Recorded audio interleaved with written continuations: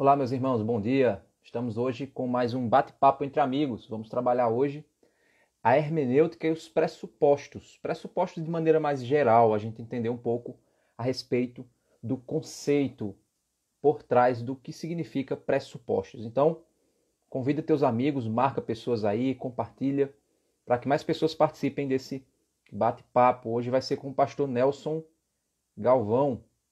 Inclusive, ele já está chegando aqui, só esperando um pouco aqui para nós iniciarmos aqui. Deixa eu mandar o convite aqui para ele. Nós já tivemos uma participação dele aqui falando sobre teologia bíblica. Hoje a gente vai falar sobre pressupostos. Olá, Oi, Lázaro. tudo bom? Tá dando para ouvir? Sim, estou ouvindo sim. Ah, legal. Bom dia. Bom dia. E aí, tudo Vamos falar bem? sobre pressupostos, não é isso? Vamos lá, vamos conversar sobre isso, sim. E aí, como é que você tá? Tá tudo bem? Rapaz, tirando as coisas ruins, o resto tá bom. Maravilha. Bênção. Bem, E você, como é que tá aí? para o pessoal que... Oi? E você, como é que tá? Sim, estamos bem. Estamos aí agora nesse isolamento agora, a gente está nesse metade presencial, metade online ainda, então estamos aí nos adaptando, né? Na A igreja, você essa. fala? Oi? Na igreja? Sim, exatamente. Aí a gente está se adequando aí a esse momento de transição. Aí tem pessoas que estão podendo ir para o culto, tem outros que não estão. Então, assim, tá realmente um desafio grande aí para a gente contar essa história aí no futuro. É, a Mas por nossa aí ainda igreja aqui a tá. gente não tem. A nossa igreja aqui a gente não tem nem previsão ainda para voltar. É um desafio grande, viu? E manter as Atibaia, pessoas alimentadas nessa é, situação, né? Atibaia, Atibaia essa semana voltou à zona vermelha. Ah, meu Deus. A gente está com. É muito próximo de São Paulo, né? Só Hum. a 40 minutos aí de São Paulo.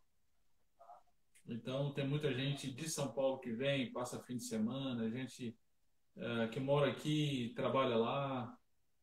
Então, a gente sofre, termina sofrendo o impacto aí de São Paulo, né? Infelizmente, vamos pedir a Deus que tudo esteja aí passando, né? Pra gente voltar, né? Dizem que a normalidade não voltará mais, né? Mas Deus é soberano, sabe todas as coisas, né? Estão falando de novo normal, né? Novo normal, né? Isso é até perigoso, esse novo normal, né? Que novo normal é esse, né? Que será que é isso? O que será que é isso? Que conceito é esse?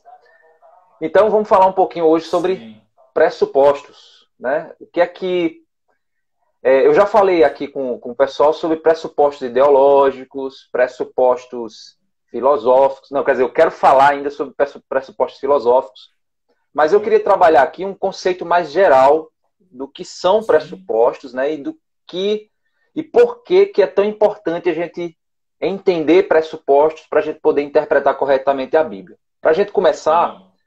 vamos entender o que é o conceito de pressupostos. Aham. Ok. Vamos lá, vamos pensar, para a gente chegar aí no conceito, vamos pensar na problemática envolvida na área, né?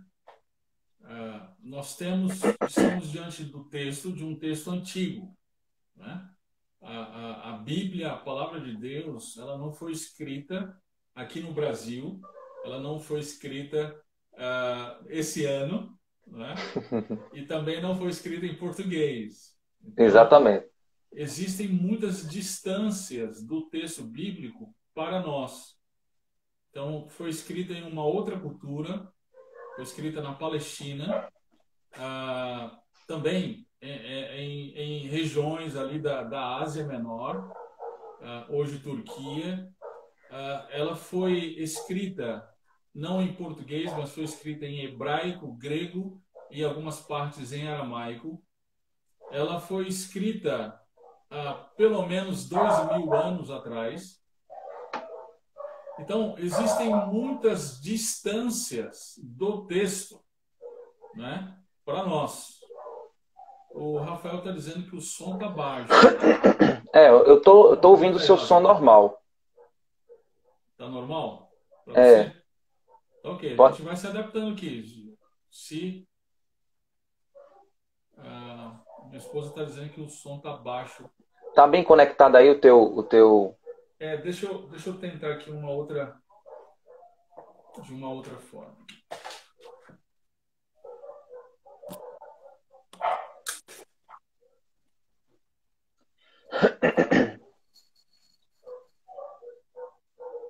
Será que no céu vai ter tecnologia?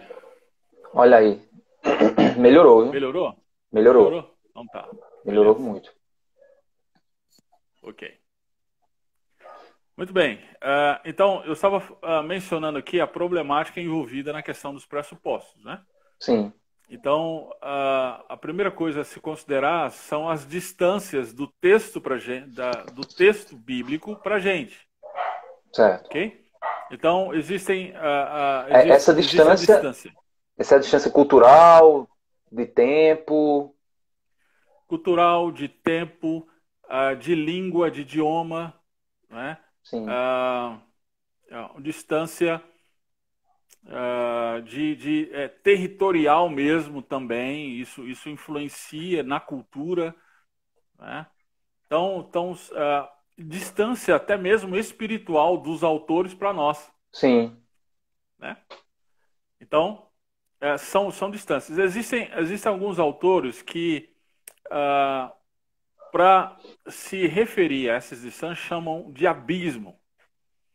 Tamanho é a dificuldade de chegarmos até o texto, né? sim. Eu não gosto muito da expressão de abismo porque traz uma noção de intranspoниbilidade. Não é possível chegar no autor. E Mas, biblicamente então, um abismo chama outro abismo, né? pois é. Então, eu prefiro então chamar de distância, assim, porque faz jus à dificuldade, mas também ao mesmo tempo deixa em aberto a possibilidade, né? Então, a questão é, quando a gente trata de interpretação bíblica, a gente está lidando com três elementos, três sujeitos, né, na interpretação. O autor, o texto produzido pelo autor e o leitor, ou leitores. Sim, Eu digo leitores porque existe o leitor original, pelo qual o texto foi produzido diretamente, sim, e o leitor indireto, que somos nós. Ok? Então existem esses três elementos: autor, texto e leitor. Ah, Tamanha é a dificuldade de chegar até a intenção do autor que existe uma corrente filosófica no século XX, né, que foi inaugurada aí pelo existencialismo de Heidegger, que por sua vez vai influenciar o subjetivismo hermenêutico. Eles vão dizer que é impossível chegarmos na intenção autoral. Então, isso já é se um é pressuposto. impossível, isso é um pressuposto, né? Mas calma aí, a gente ainda não chegou no conceito. A gente está ambientando aqui o problema para poder chegar no pressuposto. Então, para esse pessoal, é impossível entender a intenção do autor. Então, o importante é o que você entende do texto, o Hum, que você transporta para o texto. Ou mas isso seja, eles entendem isso em virtude do caráter espiritual da Bíblia. na Eles dizem, o verdade, Espírito ele fala conosco assim e tal. É nesse aspecto. esse é uma das alas desse grupo. O Hum, que eu estou falando é de maneira mais geral, na hermenêutica geral, na filosofia geral. Então, sim, esse princípio é aplicado a todo e qualquer texto, até textos antigos, textos socráticos, aristotélicos. Esses textos, eles são interpretados dessa maneira também, sim, não entendi. só a Bíblia. né? E aí um segmento do meio evangélico terminou assim influenciando por esse tipo de pensamento, né? Então, basicamente, o objeto de interpretação, o padrão de interpretação não é mais o texto e a intenção do autor, mas sim a forma como eu enxergo o texto. Eu sou o padrão agora. A forma como eu enxergo, a forma como eu me relaciono com o texto é a significância que eu dou para o texto. O significado já não importa. O significado é o significado pretendido pelo autor. Mas o importante é a significância do texto. O que o texto faz em mim. Exatamente, à medida que eu me relaciono com ele. Então tem gente hoje falando o seguinte: a Bíblia não é a palavra de Deus. A Bíblia ela se torna a palavra de Deus à medida que eu tenho experiência com ela. Sim. Entende? Entendi. Então tá aí a questão envolvida, né? A problemática da questão dos pressupostos. Então, os pressupostos são conceitos em nós que é inevitável termos esses conceitos. Nós temos. Desde o berço, nós carregamos esses conceitos e eles são desenvolvidos a partir do berço. Ok? E esses conceitos, eles incidem sobre o texto. E aí, na filosofia moderna, no nosso contexto moderno, isso piora a situação, porque o peso está em nós e não na intenção do autor. É esse o problema, né? Então, esses conceitos, deixa eu trabalhar um pouquinho essa questão.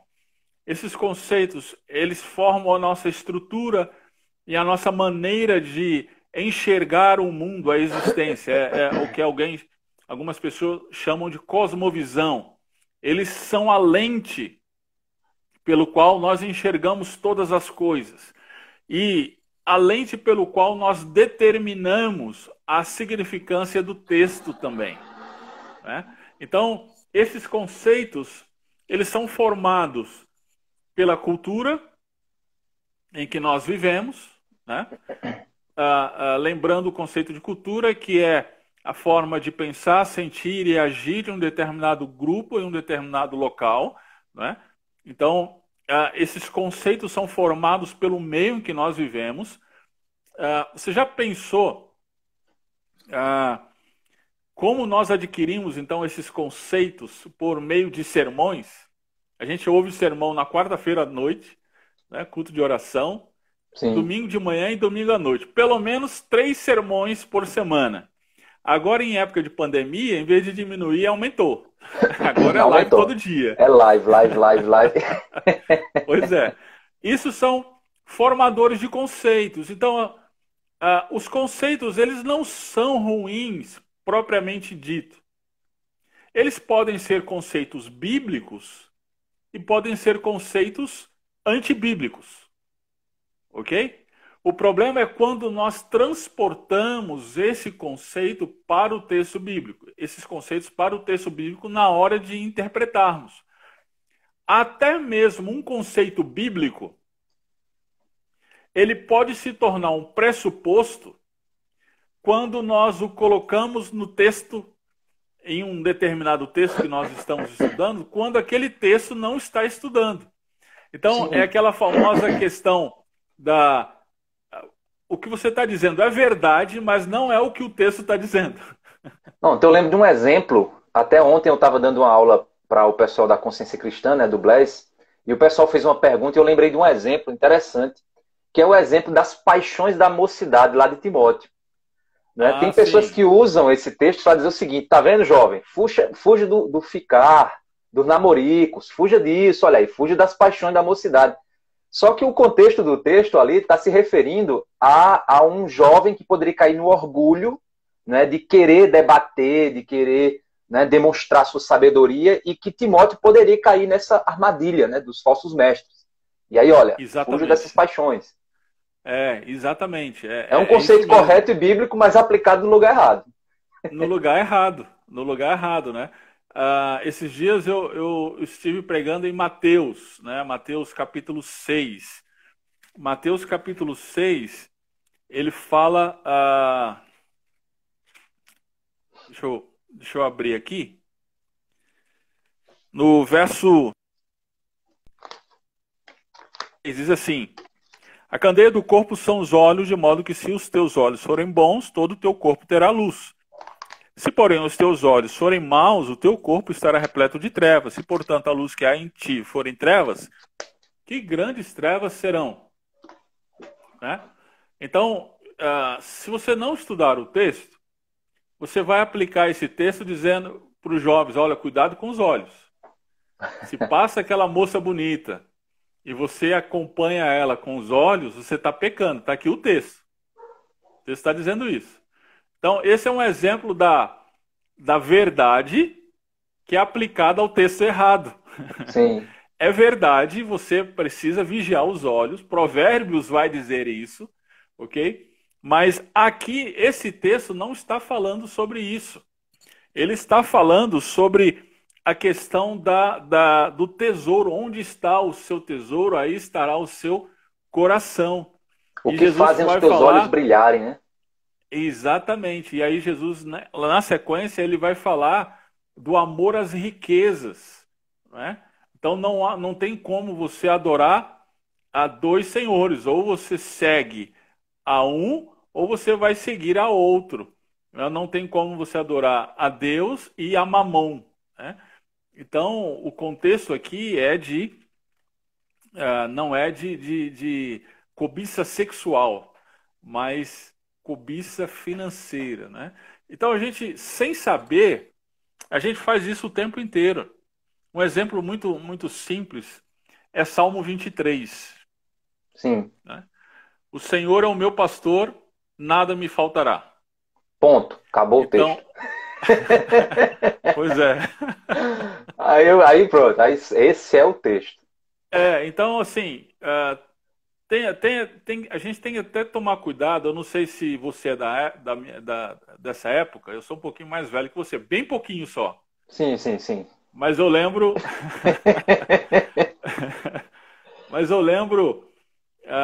Em que na minha casa tinha a caixinha de promessas.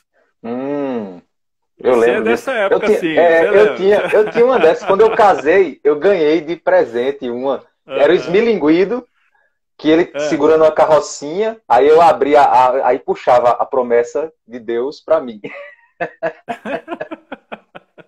Pois é, então, aí você vai saindo para o trabalho, e antes de sair para o trabalho, então você pega aquele versículo, tem lá: o Senhor é o meu pastor e nada me faltará.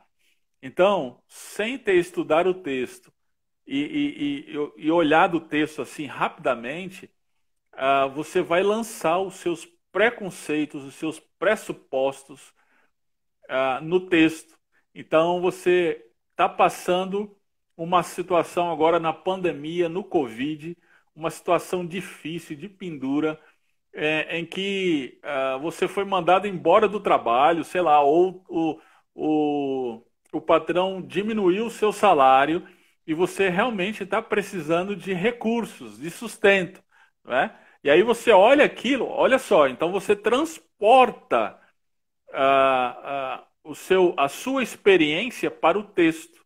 Então você vai interpretar dizendo: olha, uma vez que eu sou crente, uma vez que o Senhor é o meu pastor, então tudo o que eu quero, eu vou ter.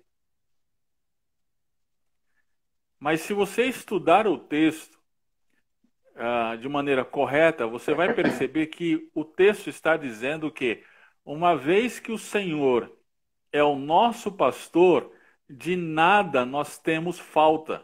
Sim. A NVI, ela faz uma interpretação bem correta disso. Exatamente. Então eu posso ficar desempregado, eu posso não ter o meu sustento diário, mas o Senhor, Ele é suficiente para mim. E se você for olhar o texto como um todo, e o versículo no contexto, você vai ver que logo após ele vai explicando quais são as coisas, né? E nenhuma daquelas coisas é o que a ovelha quer. é o que a ovelha precisa.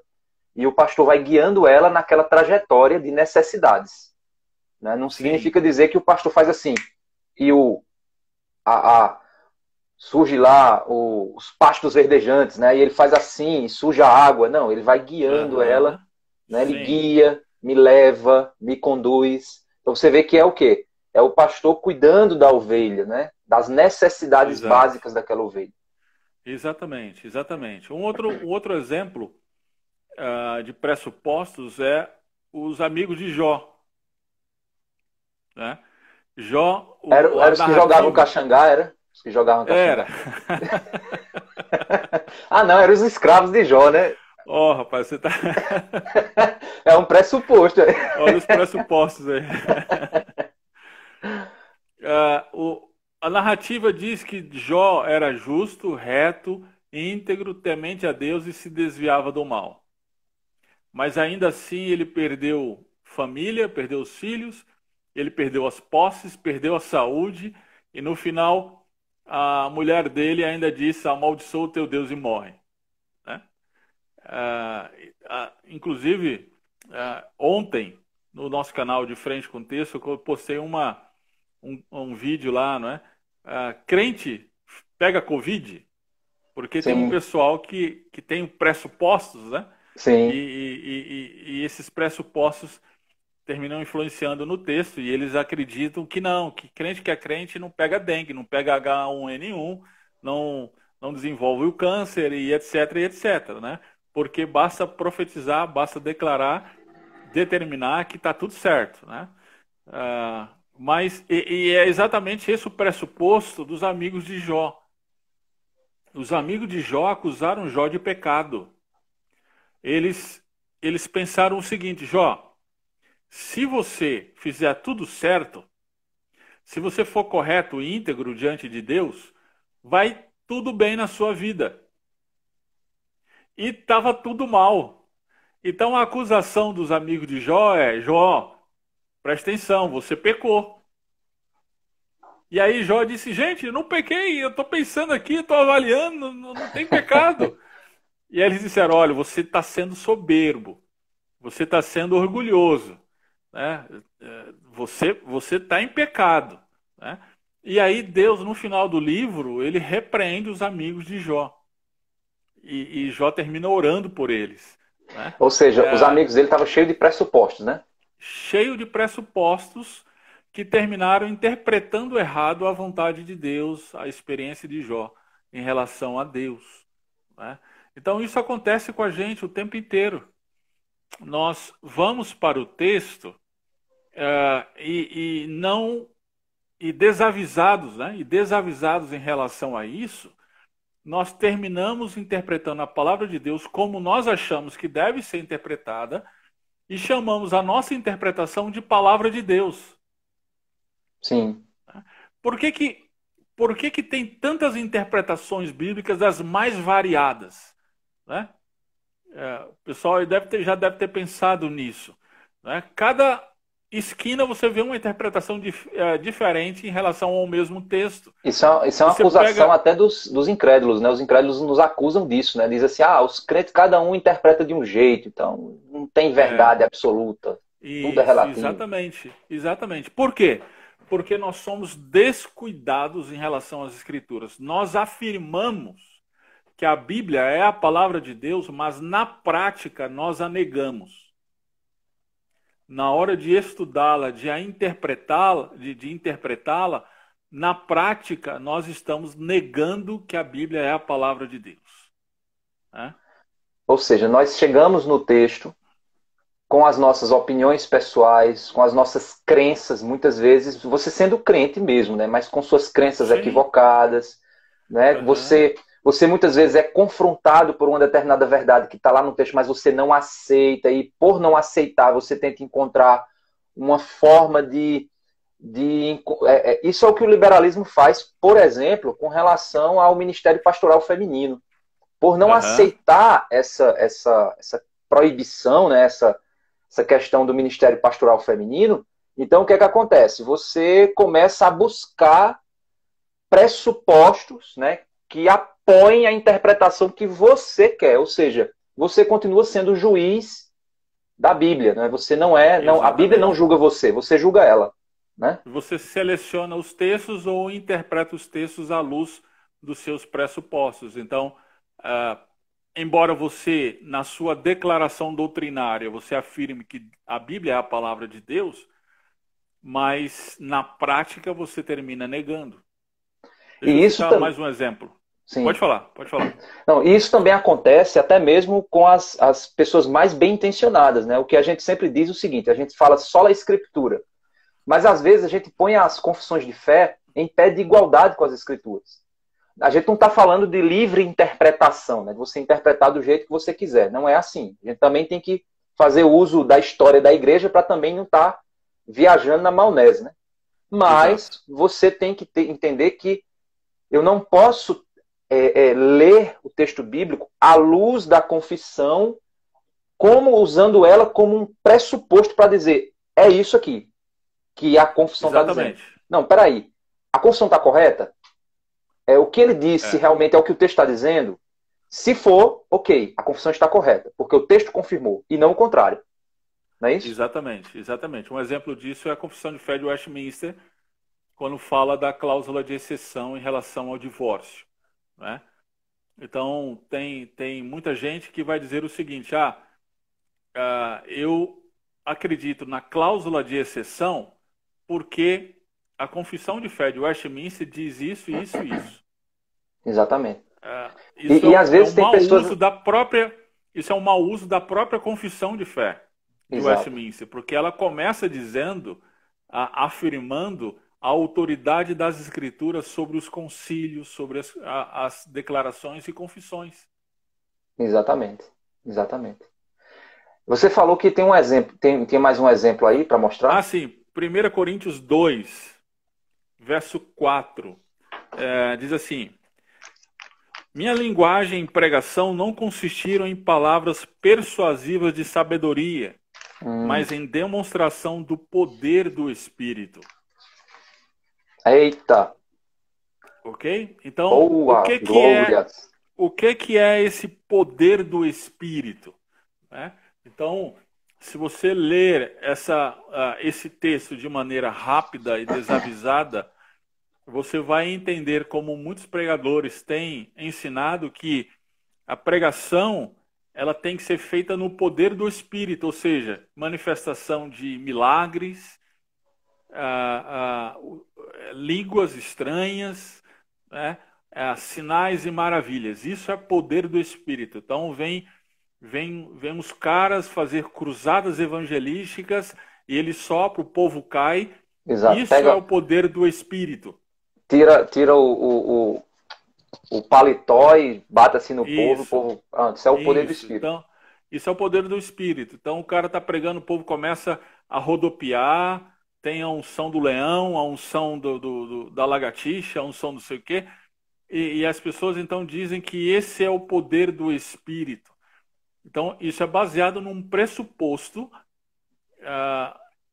que é posto nesse texto, nesse e em outros textos, né? Mas eu estou mencionando esse texto. Agora, se nós estudarmos de maneira cuidadosa, é só você ir observar o contexto anterior, imediato, anterior, lá o capítulo 1, verso 24. Paulo vai dizer o seguinte: mas para os que foram chamados, tanto judeus como gregos, Cristo é poder de Deus e sabedoria de Deus. Então, o que é o poder do Espírito? Né? É Cristo. É o Evangelho. Né? Cristo é o Evangelho. É o poder de Deus e a sabedoria de Deus. Paulo, aqui, desde o capítulo 1, ele está argumentando, né? Os judeus eles eram afeitos a sinais e os gregos a sabedoria grega. Lembra lá de Sócrates, Aristóteles, tal, etc. Então, Paulo vai dizer o seguinte: olha, o poder de Deus é Cristo e a sabedoria de Deus é Cristo. Ou seja, Então, quando Paulo a diz ressurreição de Cristo era o poder e o sinal que o judeu não aceitava. Exatamente. Né? Então, e a ressurreição de Cristo era a sabedoria que o grego considerava loucura. exatamente, exatamente. Então, o que Paulo está dizendo aqui é que a pregação dele era uma pregação cristocêntrica. Era uma pregação centrada em Cristo. É isso que ele está dizendo. Ele não está dizendo que ele pregava falando em línguas, pregava, né, com sinais e maravilhas. Não, ele está dizendo, eu prego a Cristo. Ele é o poder de Deus e a sabedoria de Deus. E ele chama também que Cristo, é como se ele dissesse assim, Cristo é a loucura de Deus, né? Segundo a perspectiva aqui no verso 5, né? Porque a loucura de Deus é mais sábia do que os homens. Aí tem alguns que usam aquele assim, porque os crentes são salvos pela loucura da pregação. Aí o cara acha que tem que ficar lá. Muito doidão. Eu já vi gente dizendo isso. Quem prega mais doido é porque o cara tem muito poder. Essa pessoa, coitada, não conhece a Bíblia, né? É como aquele outro texto. De Deus. Aquele outro texto que diz assim, né? Que a letra mata, né? Isso. A letra mata. Então, ó, não estuda a Bíblia não, viu? Porque a letra mata. Exatamente, exatamente. 2 Coríntios, né? Esse é um outro exemplo, né? De que letra a gente está falando, né? Essas pessoas vão interpretar a letra como sendo as Escrituras, né? Mas não é o que o texto está dizendo. Paulo vai dizer que nós devemos estudar a palavra de Deus. A Bíblia, o tempo inteiro, nos orienta a estudar a palavra de Deus com dedicação. Quando o autor de Atos, né, Lucas, ele no capítulo 17, ele confronta a atitude dos tessalonicenses com a atitude dos bereanos. Sim. E ele diz que a atitude dos bereanos era mais nobre, porque eles verificavam tudo que Paulo estava dizendo à luz das Escrituras. Então a gente tem que os pressupostos acabam sendo um tipo de ruído. Vamos imaginar aqui, por exemplo, eu aqui em casa eu tenho 3 crianças.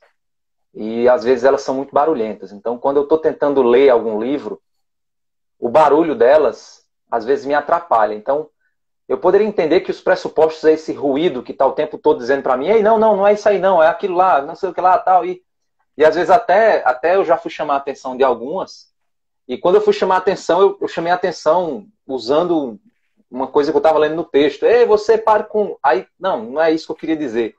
Ou seja, esse ruído, os pressupostos seriam então esse ruído que acaba me atrapalhando na minha interpretação. Sim, ele pode ser ruído. Agora, ele pode ser muito mais grave do que meramente um ruído. Ele pode ser expressão de incredulidade. Então, as motivações do meu coração também estão ali. Também. Dá uma olhada em Marcos 7, por exemplo. Marcos 7, Jesus ele está confrontando os fariseus, né? E uma palavra importante nesse texto aqui, para a gente acompanhar, é tradição. Sim. Ele repete várias vezes, né? Olha só, o verso 3. Os fariseus e todos os judeus guardando a tradição dos anciãos. Verso 5. Então os fariseus e os escribas lhe perguntaram, por que os teus discípulos não vivem segundo a tradição dos anciãos? É verdade. Verso 8. Abandonais o mandamento de Deus e vos apegais à tradição. Verso 9. Sabeis muito bem rejeitar o mandamento de Deus para guardar a vossa tradição. Verso 13. Dessa forma, invalidais a palavra de Deus pela vossa tradição. De que tradição está se referindo aqui? Os antigos judeus, então, eles tinham textos, eles não tinham só o Antigo Testamento, né? Eles tinham os Targums, eles tinham a Mishnah, eles tinham o Talmud, a Midrash. Eram textos antigos que, como hoje, eles se prestavam a fazer comentários do texto antigo, do Antigo Testamento. Olha aí, ó. Exatamente. Tô repleto aí, ó, de você tá cheio aqui. de Targums. Pois é, eles também tinham seus comentários, né? Agora, olha o que Jesus diz em relação a isso. Jesus diz o seguinte, verso 8: abandonais o mandamento de Deus e vos apegais à tradição dos homens. Verso 9: sabeis muito bem rejeitar o mandamento de Deus para guardar a vossa tradição. E no verso 13: dessa forma invalidais a palavra de Deus pela vossa tradição. Ou seja, a autoridade não era as escrituras, a autoridade era a tradição. Sim.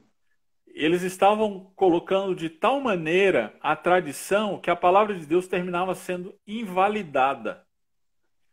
E a tradição era posta como a verdadeira palavra de Deus por esse pessoal. Olha que interessante, né? Não significa dizer que você não possa ler ou usar esses materiais, né? Que eu apontei aqui, porque pode ter. Hoje a gente está na geração do mimimi, né? Então, se você diz uma coisa, o pessoal pega e não, mas é porque. Não, mas que no seu coração aquilo não tome o lugar das escrituras, né? As escrituras sempre seja o rolo compressor que bate e derruba tudo aquilo que for contrário a ela. Exatamente. Eu não estou dizendo que você está aí com os comentários da Vida Nova, né? É, exatamente, aqui, muito bom. São comentários muito legais. Eu não estou dizendo que você é um incrédulo porque você está com esses comentários. Não é isso que eu estou dizendo. E nem que você tem que jogar fora esses comentários. Não, isso foi muito caro. Se for jogar fora, joga aqui no meu lixo. Olha aí. Vou jogar pro Sedex aí para ir. A questão não é essa. A questão é que você tem que saber como usar isso. Como usar esses comentários, né? Você tem que saber o momento de usar esses comentários. Então o que normalmente se faz é o seguinte: você vai estudar um texto e antes mesmo de começar a estudar o texto, você já abre o comentário para ver o que o comentário diz a respeito daquele texto. Pronto, você vai seguir aquele pressuposto daquele autor. E a autoridade, então, termina sendo naquele autor. Normalmente, então, nós colocamos o peso de autoridade não nas escrituras, mas sim no autor que nós estamos lendo, no comentário que nós estamos lendo, né? Então, é por isso que existem vários debates na internet, Facebook, né? Nesse nível, em que normalmente o pessoal diz assim: mas Augusto de Nicodemos disse isso. Mas John Piper falou isso, e etc. Sempre lançando mão da autoridade de mestres contemporâneos ou comentaristas para determinar o sentido do texto. Se nós fazemos isso, nós estamos roubando a autoridade da palavra de Deus. Exato. Nós não temos que jogar fora esses autores. Eles são mestres que nos ajudam na compreensão. Mas a autoridade final é a palavra de Deus. Então, primeiro nós temos que estudar a palavra, para depois comparar as nossas conclusões com esses comentários. Isso é importante, a leitura, como alguns autores têm mencionado hoje, né? Kevin Van Hoosen é um desses que tem dito que a nossa interpretação deve ser uma interpretação comunitária, né? Ela não é. Eu não descubro a roda, né? Sim. Eu gosto do Osborne quando ele diz que nós não fomos chamados como intérpretes para ser originais, nós somos chamados para ser fiéis. Então, buscando essa fidelidade, nós precisamos interpretar de maneira comunitária, mas não dando mais autoridade a comentaristas do que às escrituras. Como eu tenho aí, o pastor César colocou aqui, como se eles fossem a última palavra e não apenas referências. É verdade, a gente tem que considerar eles como referências, não como a última palavra, né? Sola Escritura significa sola Escritura. Isso. Eu sei que os meus pressupostos, eles estão ali presentes. É possível eu me livrar deles totalmente para ler a Bíblia? Não. Não é possível. Sempre, sempre, sempre nós teremos pressupostos. Isso faz parte da gente. Sim. Isso faz parte do ser humano. A pergunta, então, é como nós podemos minimizar esses pressupostos na interpretação das Escrituras. Né? Essa é a grande questão. Então, em primeiro lugar, nós precisamos estar consciente deles. Eu espero que esse tempo todo que a gente levou até aqui, isso tenha ficado muito claro, que nós temos pressupostos. Né? Exato. Pressuposto calvinista, o pressuposto arminiano, pressuposto dispensacionalista ou aliancista, né? Pressuposto pré-milenista, amilenista, são os mais perigosos. Pressupostos. Pressupostos progressistas, pressupostos marxistas, aí são os mais perigosos. Sim, conservadores. Conservadores, exatamente. Lembra que pressupostos não é só coisa ruim. Exato, são conceitos até bíblicos, mas que são transportados para o texto de maneira errada. Né? Exato. Então, a gente precisa estar consciente de que nós temos pressupostos. Então, a gente precisa superar esses pressupostos. Como fazer isso? Bem, uma pergunta é extremamente importante para a gente, que nos ajuda nisso. Qual é a intenção do autor? Qual foi a intenção do autor ao escrever o que ele escreveu? Normalmente, nós estudamos de maneira muito, muito relaxada o texto. Né? A gente estuda no sábado à noite para dar aula no domingo de manhã. E a gente estuda só um versículo, só uma porçãozinha. A nossa orientação é: tente entender qual foi a intenção original do autor a escrever o que ele escreveu. Então, faça perguntas, né? Qual é o Cites in Libero? Qual é o contexto original gerador do texto? Né?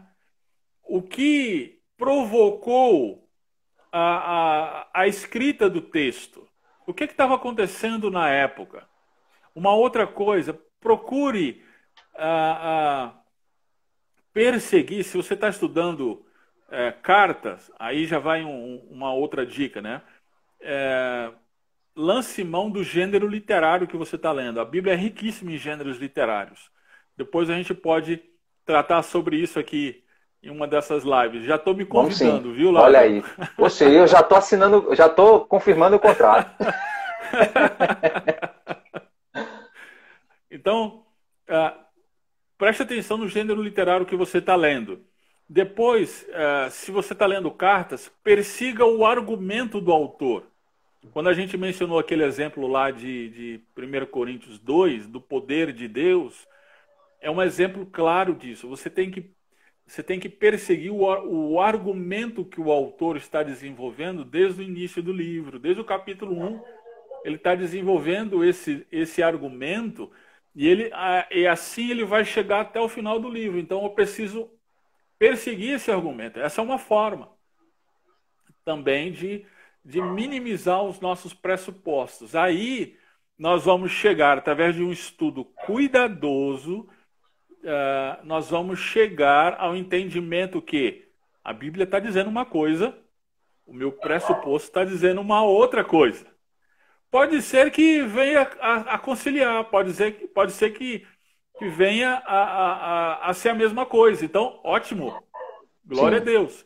Agora, se a Bíblia diz uma coisa e o meu pressuposto diz uma outra coisa, então eu devo me curvar, o meu pressuposto deve se curvar ao texto, porque ele é a autoridade máxima. Ele é a palavra de Deus. E com o tempo, esse pressuposto ele acaba penetrando o meu coração, né? Transformando as minhas motivações.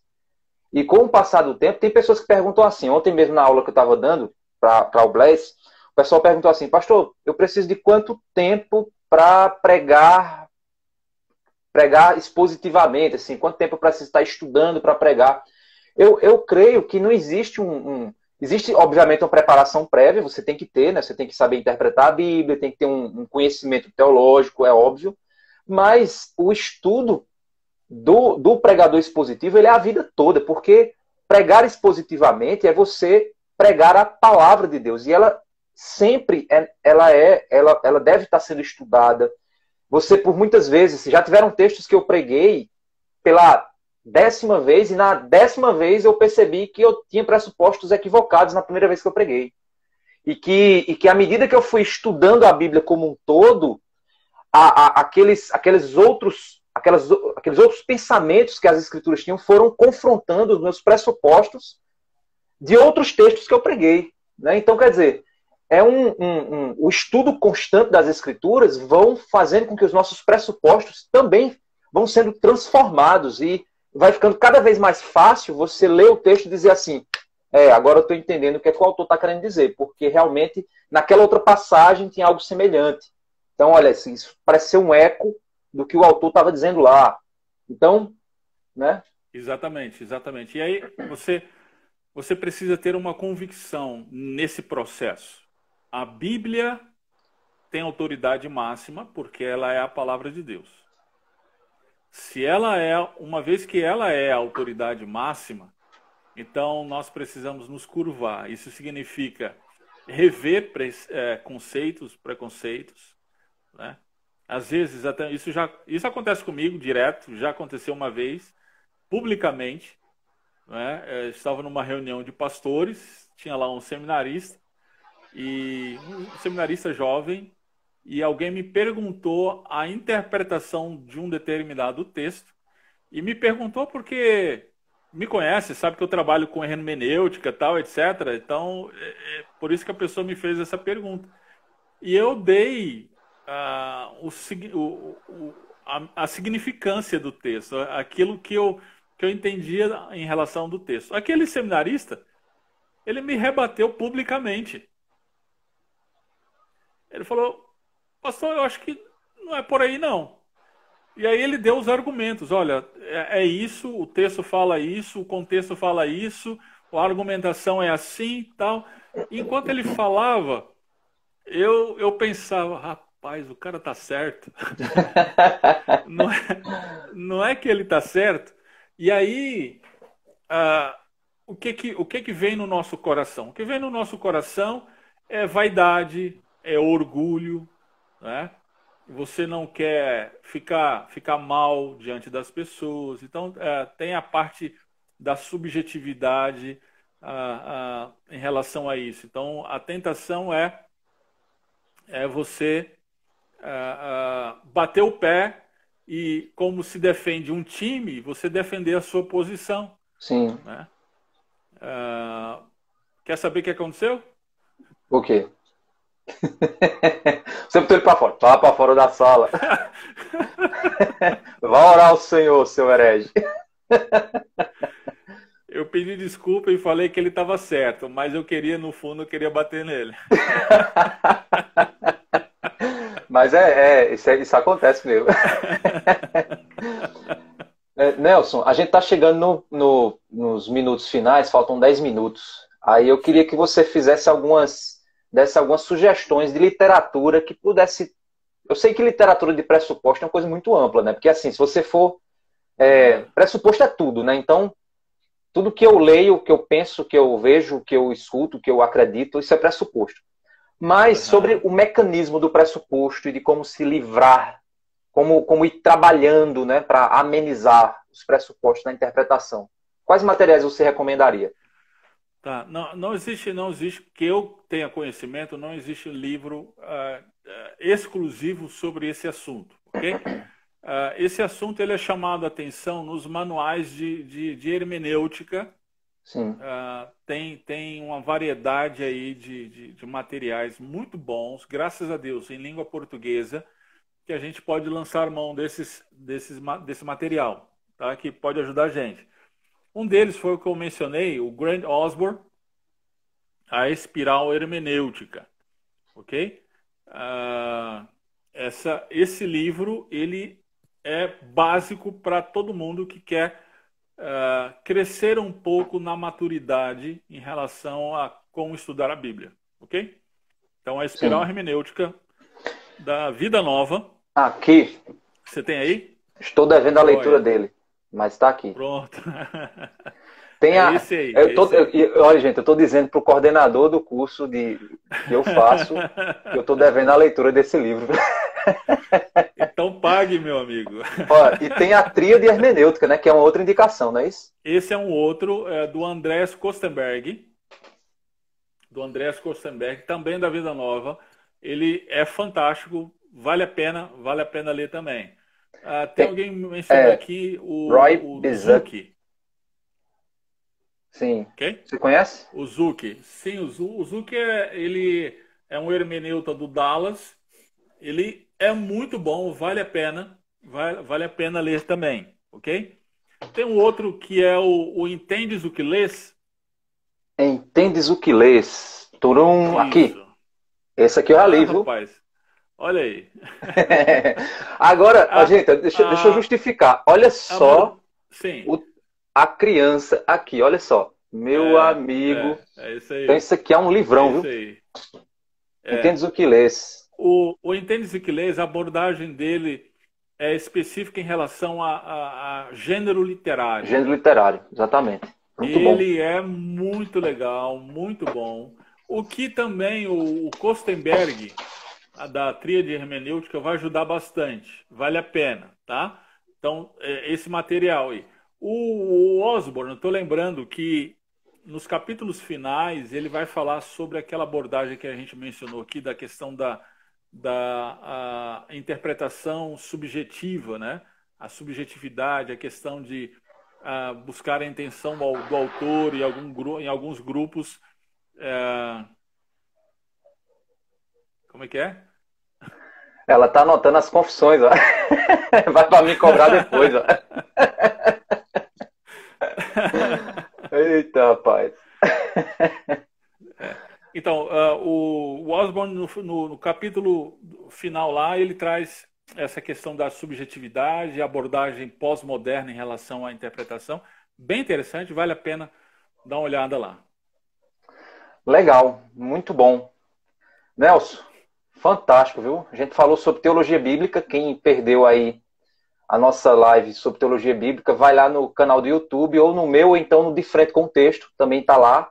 Você vai acessar quando a gente falou sobre teologia bíblica.